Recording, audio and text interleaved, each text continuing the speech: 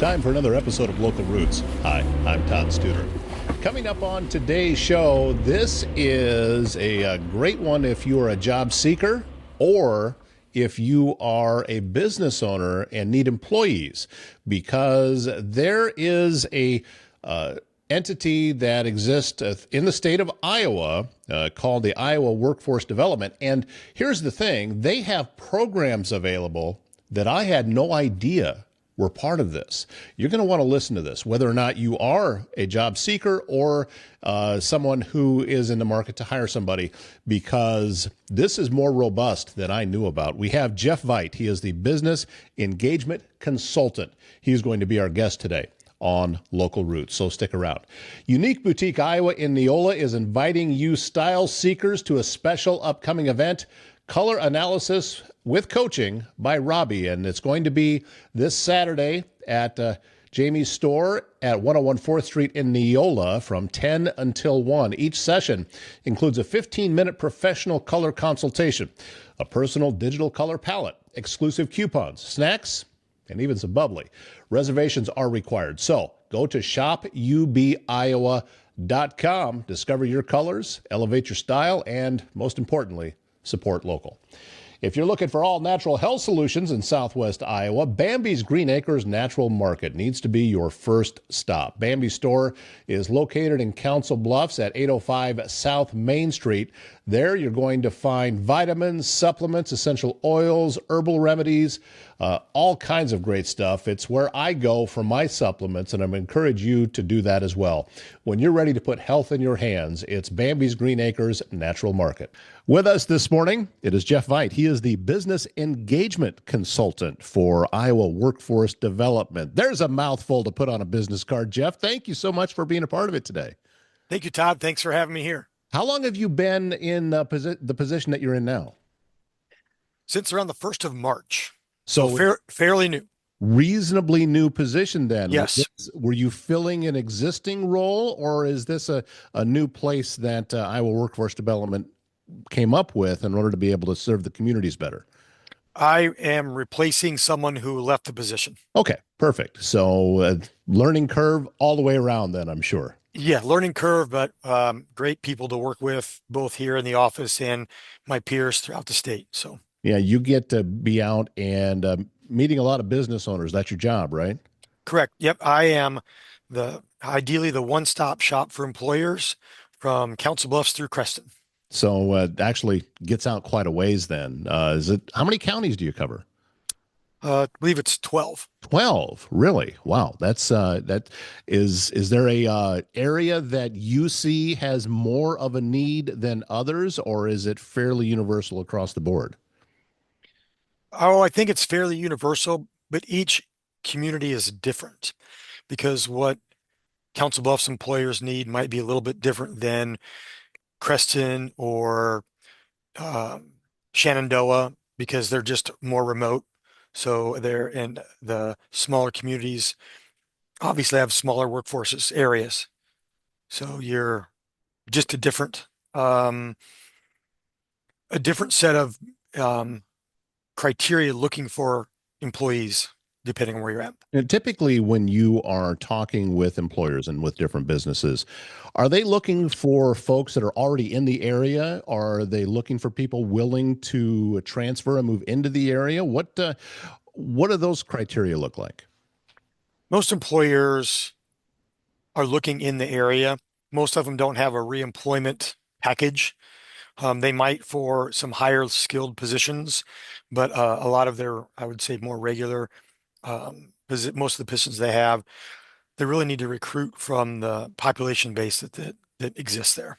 The population base that does exist in these places, are they aware of what it is that you do? Because I mean, this is such a great resource where folks can find jobs that I'm not sure that it is completely widespread information or knowledge that people know you're even there.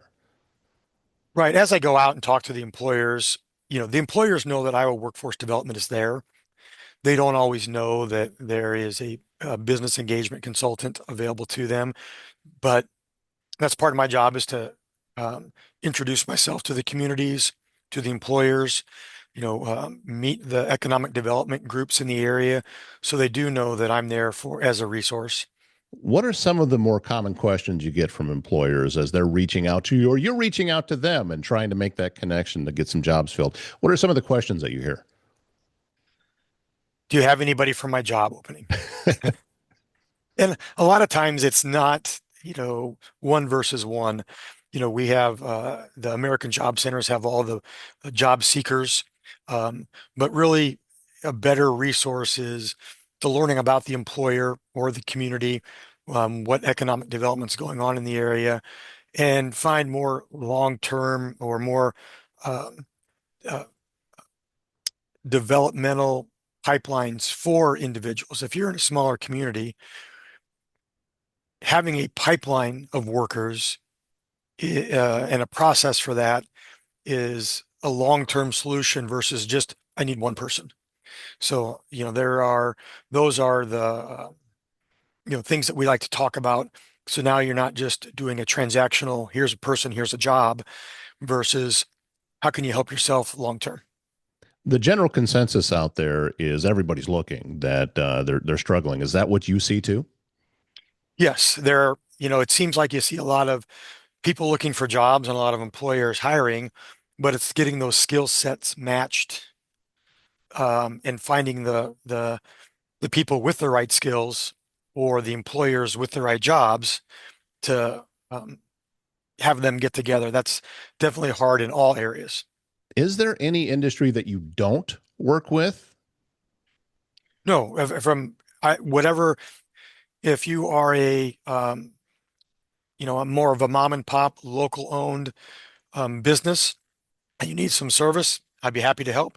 If you're a manufacturing company and there's something you want to do, and you employ hundreds of people, we can help with that too. How about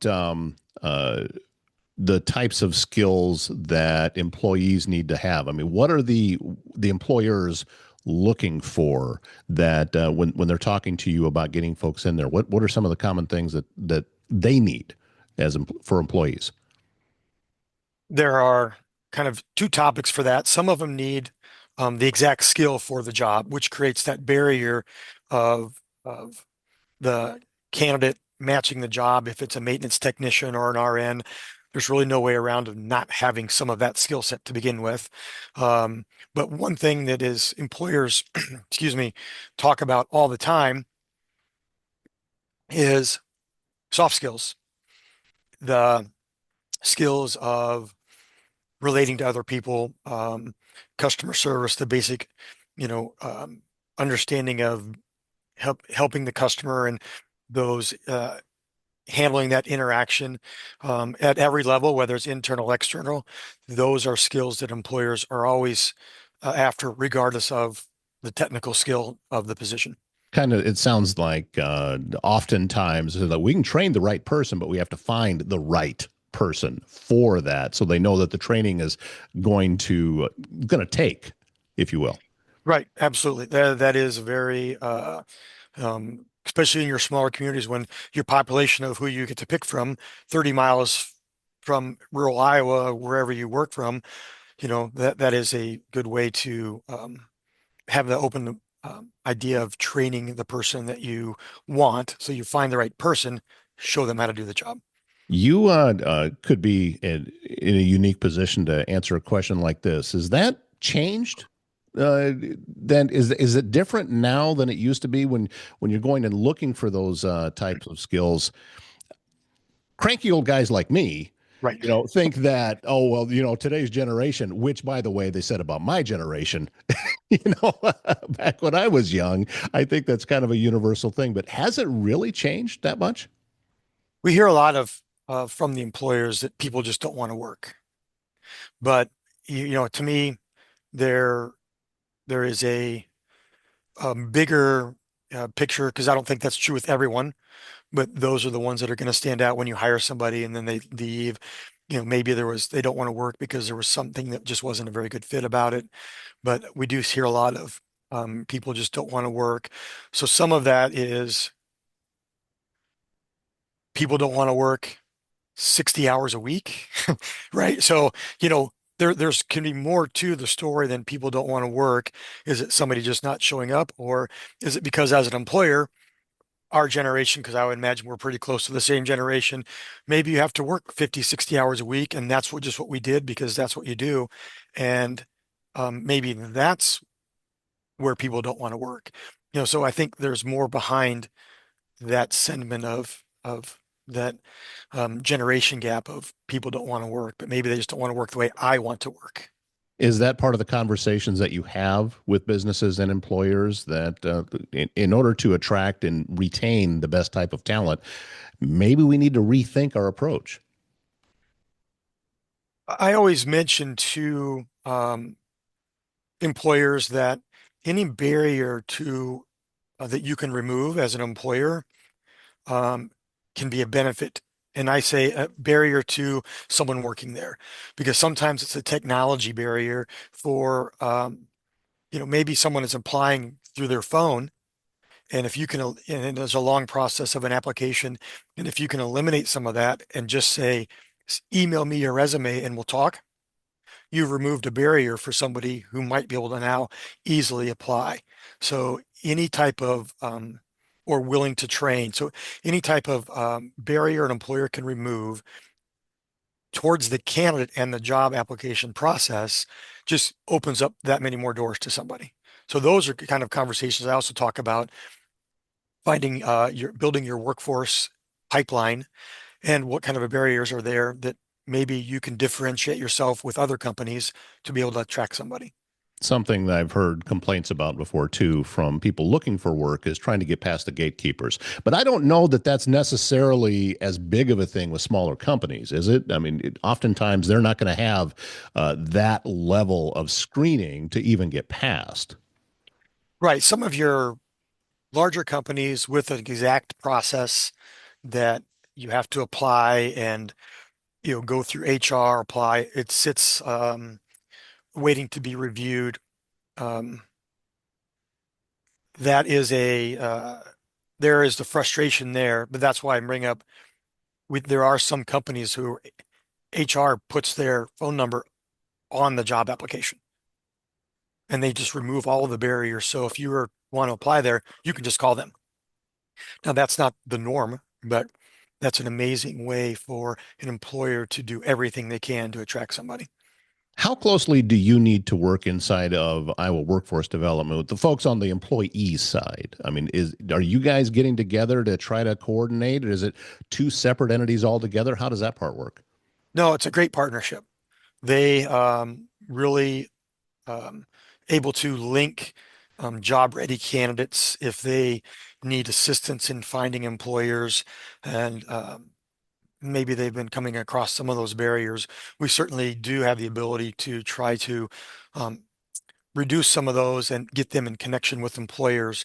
But it is we are constantly telling the uh, career planners in the American Job Centers, here's some employers, here's the needs they have, let's promote them to the job seekers. And at the same time, there are some job seekers, if they have the right skill, that we can help connect to the job. So it's a back and forth open door policy all the time. Is I'm curious about the for an employer coming in, and I'm sure that one of the questions is, what does this cost? What do I have to put out in order to be able to use Iowa workforce development? It's free. Free for You're everybody. free for everybody. Your tax dollars pay for it. Wow. So, they're that's a great avenue that especially some of your smaller rural companies, you can go into Iowa Works and post jobs. Um, you don't get the traction that an Indeed does because it's not nationally promoted, but it Right. can link to the National Labor Exchange, so it can be seen by excuse me, it can be seen by anybody. But if you don't have the resources that some of your larger companies do, it's just another avenue that you can use to attract um, company or attract the job seekers. We tend to go through cycles of, okay, it's an employee market, it's an employer market right now. So with everybody looking, does that mean that oftentimes employers are competing with other businesses after the same person going through you? Oh, I think that they are for sure, because if you have everything from, you know, environmental or janitorial position at a hospital, for say. Everyone has one. So, if you are looking for an RN, all the hospitals need one. If you're looking for a production worker, all the production workers need one. All the production manufacturers need someone. So I would say um, it is, they are certainly competing for some of the same people, but at the same time, um, you know, that's where that job match comes in, where the employees have to have the right skill set.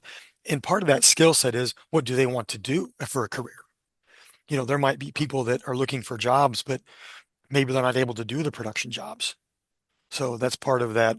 The employee would say they can't find a job, and the employer will say we can't find an employee.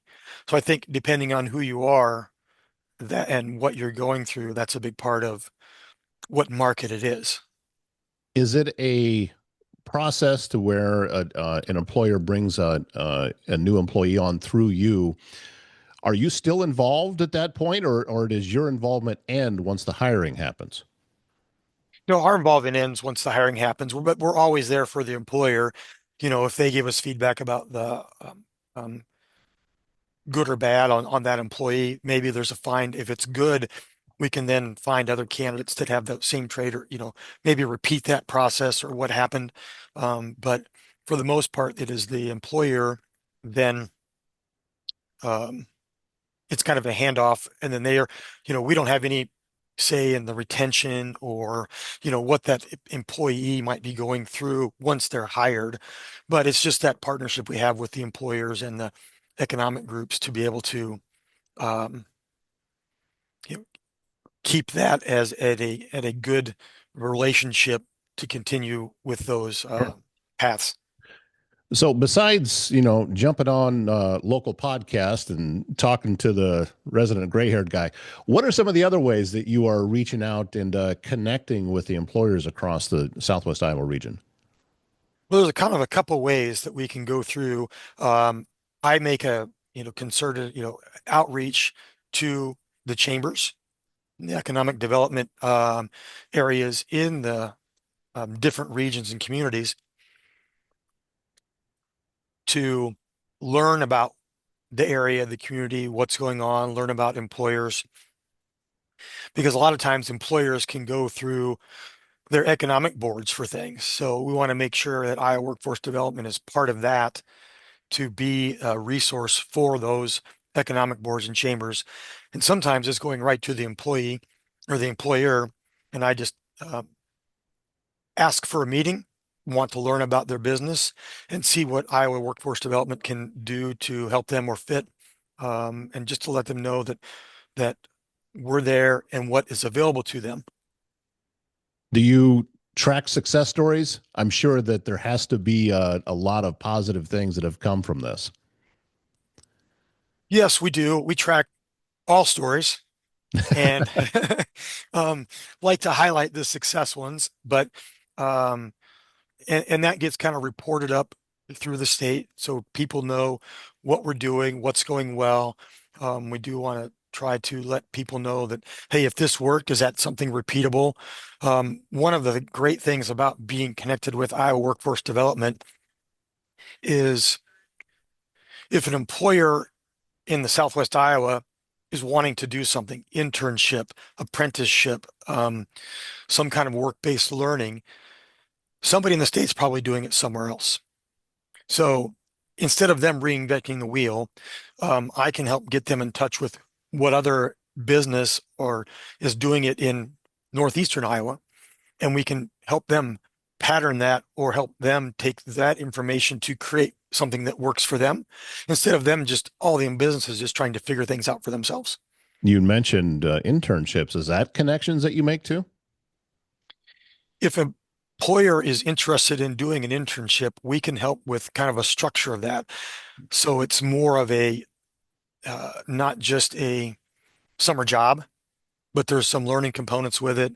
So there's some structure around the internship to develop the the the candidate, and ideally that internship has opportunity to become a long-term employee uh, for that company. So an internship is a good way to help create your own pipeline and do some of that on-the-job training that we mentioned earlier, because now you've been able to hire somebody as an internship, teach them how to do it, and if it works well, maybe you've got a position for them afterwards.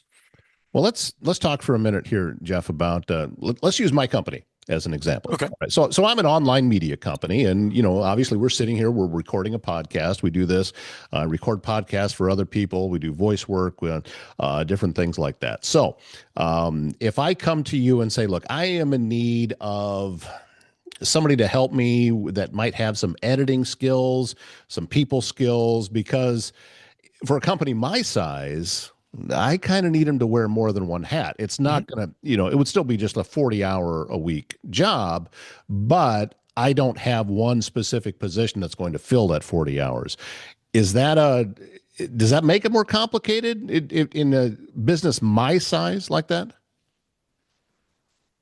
I think you're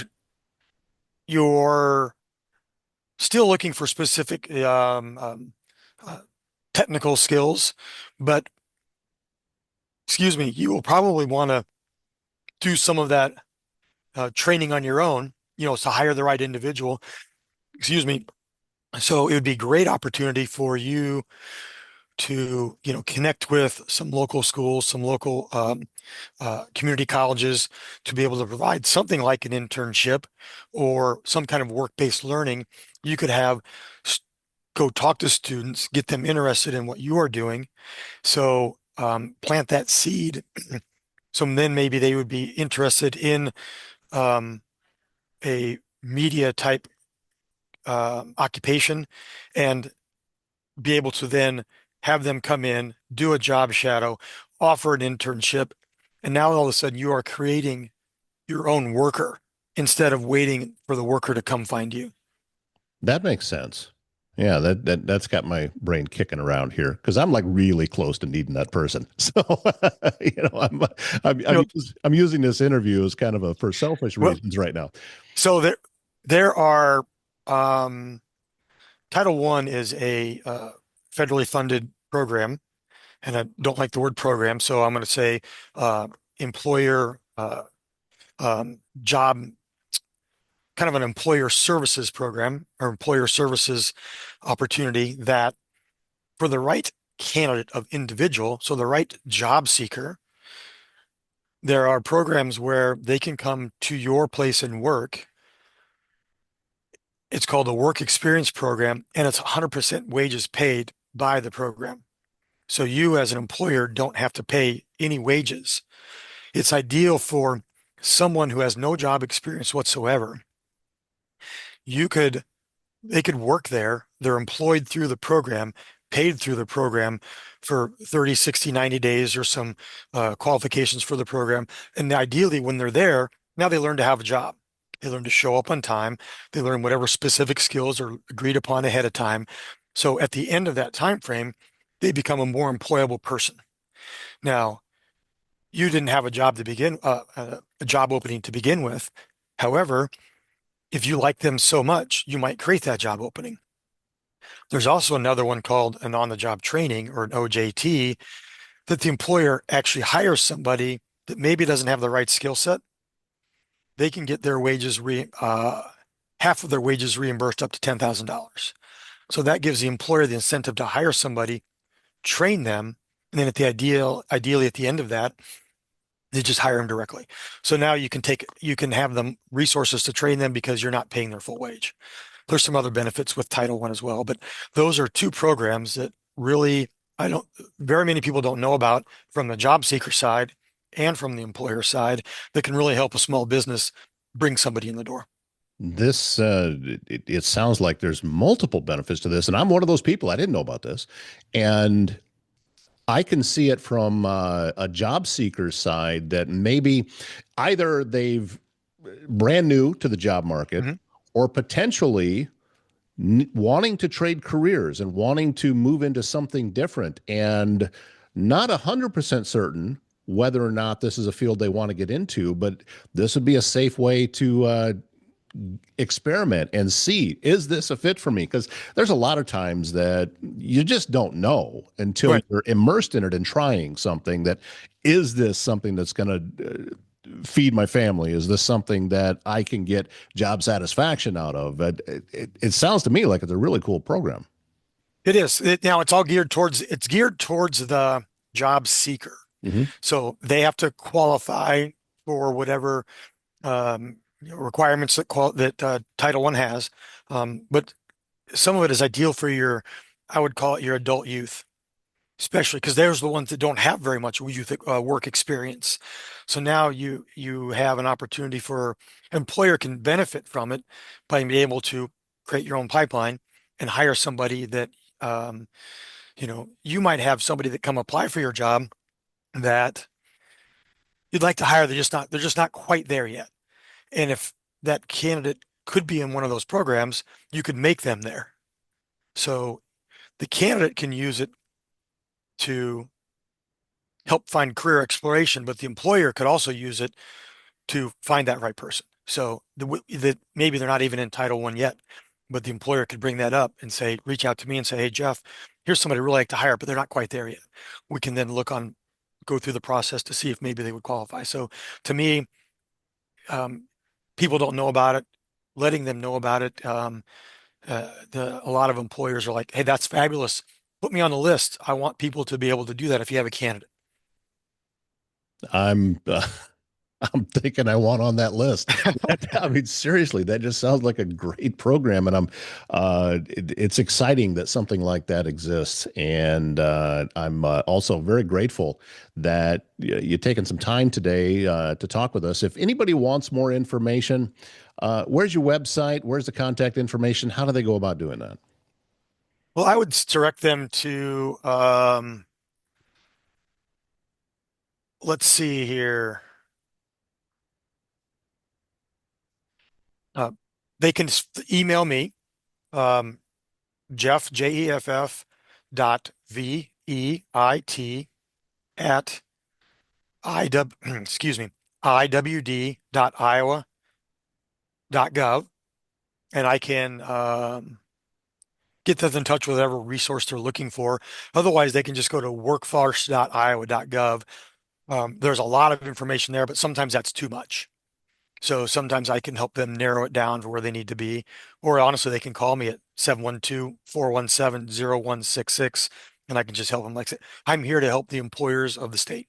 Well, we will get that contact information into the description of the show. So it's a lot easier to find. You don't have to rewind and write it down. Just go down to the description, and it's going to be right there. Jeff, I'm grateful for your time. Thank you so much. Thanks for the work you're out there doing and getting employees connected. And I hope you're not a stranger. And we'd love to have you back on. And if you've got specific needs or something you're looking to fill, reach out. We'd love to help spread the word a little bit.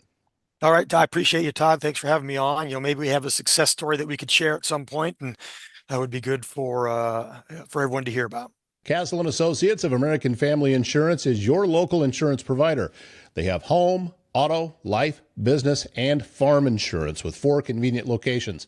You'll find offices in Trainer, also in Council Bluffs, Bellevue, and Elkhorn, which means they are local and in your neighborhood, ready to help you navigate the complexities of insurance today. Travis and his team will educate, advise, and simplify insurance, all to protect those things you cherish most. Give them a call for your free quote. And Service Master Restore by Schmader knows it's hard to get back to normal when you've suffered serious property damage due to flooding, fire, or smoke, or maybe storm damage like we saw last year. You may also be left with all sorts of questions about how are you going to get things back to normal. That's why Service Master Restore by Schmader is here to restore your space with quality commercial and residential restoration services. Give Cindy a call at 402-339-9911. That's going to wrap up the show today. Thank you very much again, Jeff Veit, for being our guest with Iowa Workforce Development. Looking forward to having Jeff back on again. My name's Todd Studer. We'll see you back here tomorrow morning.